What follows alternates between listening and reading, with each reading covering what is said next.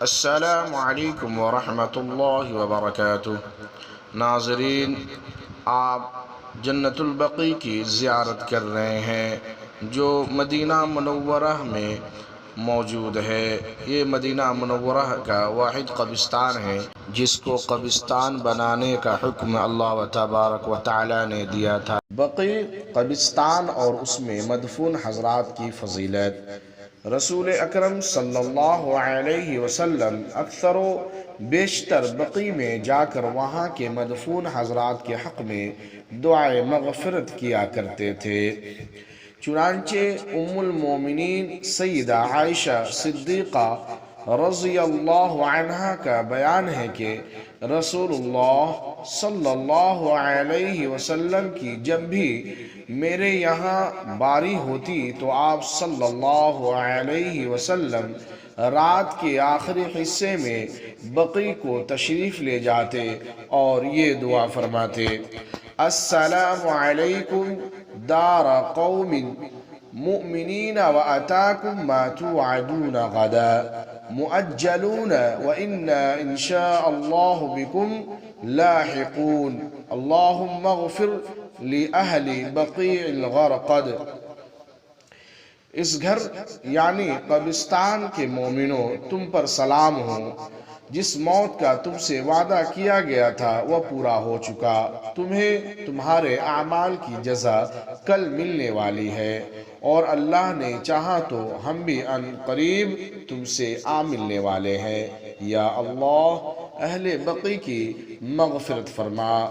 صحیح مسلم حدیث نمبر 974۔ دوسری حدیث سیدنا عبداللہ بن عمر رضی اللہ عنہ کا بیان ہے کہ رسول اللہ صلی اللہ علیہ وسلم نے فرمایا: تم میں سے جس آدمی کے لیے ممکن ہو وہ مدینہ منورہ میں مرنے کی کوشش کرے، کیونکہ جس کی وفات مدینہ منورہ میں ہوگی میں اس کے حق میں قیامت کے دن سفارش کروں گا۔ سنن ترمذی حدیث نمبر 3926۔ حدیث نمبر 3۔ عبداللہ بن عمر رضی اللہ عنہ سے روایت ہے کہ رسول اللہ صلی اللہ علیہ وسلم نے فرمایا: قیامت برپا ہونے کے بعد جب مردوں کو زندہ کیا جائے گا تو سب سے پہلے میں اپنی قبر سے باہر آؤں گا، اس کے بعد ابو بکر رضی اللہ عنہ اور ان کے بعد عمر رضی اللہ عنہ۔ بعد ازاں میں بقیع والوں کی طرف جاؤں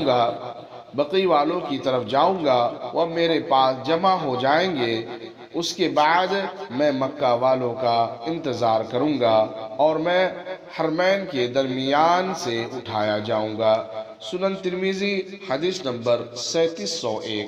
چوتھی حدیث ام قیس بنت محسن رضی اللہ عنہا سے روایت ہے، رسول اللہ صلی اللہ علیہ وسلم نے ان سے فرمایا: کیا تم اس قبرستان بقیع کو دیکھ رہی ہو؟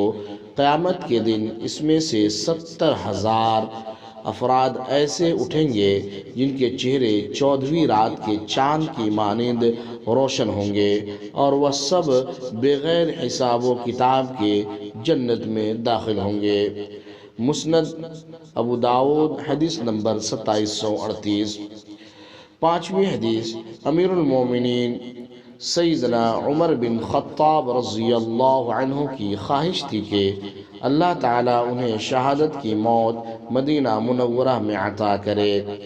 آپ رضی اللہ عنہ یوں دعا کیا کرتے تھے: اللہم ارزقنی شہادتا فی سبیلک واجعل موتی فی بلد رسولک صلی اللہ علیہ وسلم۔ صحیح بخاری حدیث نمبر 1890۔ یا اللہ مجھے اپنی راہ میں شہادت عطا فرمانا اور مجھے تیرے رسول صلی اللہ علیہ وسلم کے شہر مدینہ منورہ میں موت آئے۔ چنانچہ اللہ تعالیٰ نے آپ رضی اللہ عنہ کی دعا کو شرف قبولیت سے نوازا، آپ کو شہادت کی موت مدینہ طیبہ میں آئی۔